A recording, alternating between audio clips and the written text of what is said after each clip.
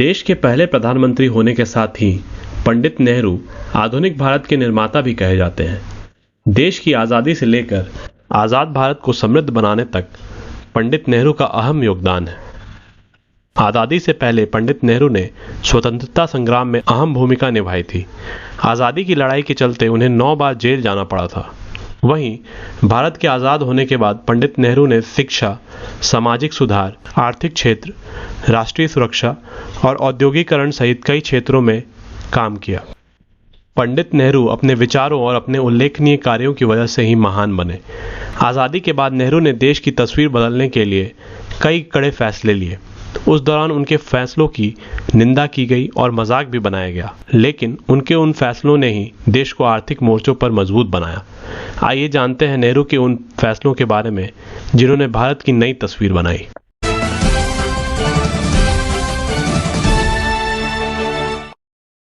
पहला, पंडित नेहरू ने शिक्षा से लेकर उद्योग जगत को बेहतर बनाने के लिए कई काम किए। उन्होंने IIT, IIM और विश्वविद्यालयों की स्थापना की, साथ ही उद्योग धंधों की भी शुरुआत की। उन्होंने भाखड़ा नांगल बांध, रिहंद बांध और बोकारो इस्पात कारखाना की स्थापना की थी।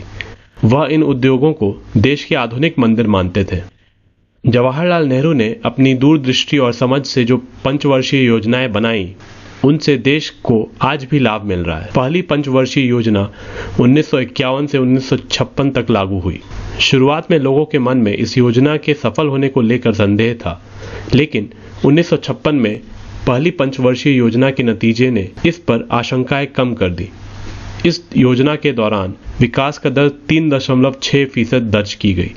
इसके अलावा प्रति व्यक्ति आय सहित अन्य क्षेत्रों में भी बढ़ोतरी हुई। पहली पंचवर्षीय योजना कृषि क्षेत्र को ध्यान में रखकर बनाई गई, तो दूसरी 1956 से 1961 में औद्योगिक क्षेत्रों पर ध्यान दिया गया।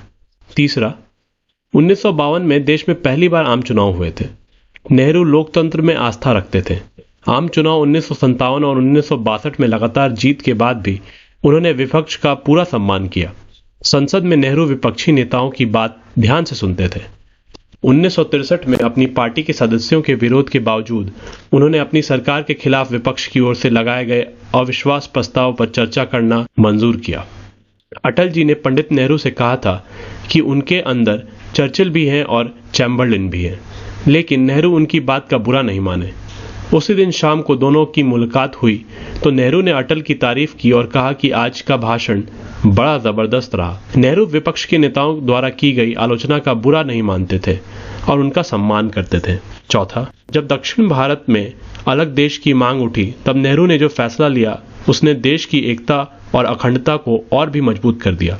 द्रविड़ कड़गम पहली गैर राजनीतिक पार्टी थी जिसने द्रविड़ नाडु बनाने की मांग रखी। द्रविड़ नाडु के लिए आंदोलन शुरू हुआ, लेकिन नेहरू ने देश की अखंडता को बनाए रखने के लिए एक बड़ा कदम उठाया।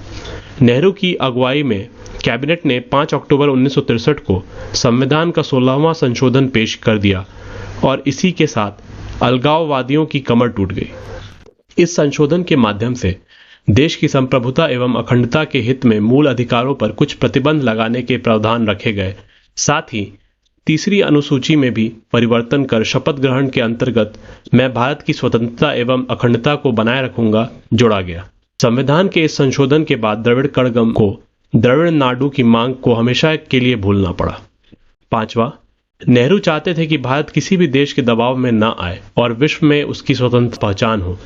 जवाहरलाल नेहरू की विदेश नीति का महत्वपूर्ण हिस्सा था उनका पंचशील का सिद्धांत, जिसमें राष्ट्रीय संप्रभुता बनाए रखना और दूसरे राष्ट्र के मामलों में दखल न देने जैसे 5 महत्वपूर्ण शांति सिद्धांत शामिल थे।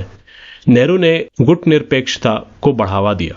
गुट निरपेक्षता का मतलब है कि भारत किसी भी गुट की नीतियों का समर्थन नहीं करेगा और अपनी स्वतंत्र विदेश नीति बरकरार रखेगा। आज की वीडियो में बस इतना ही। अगर आपको ये वीडियो पसंद आया हो तो प्लीज इसे लाइक कर दे और हमारे चैनल को सब्सक्राइब करें।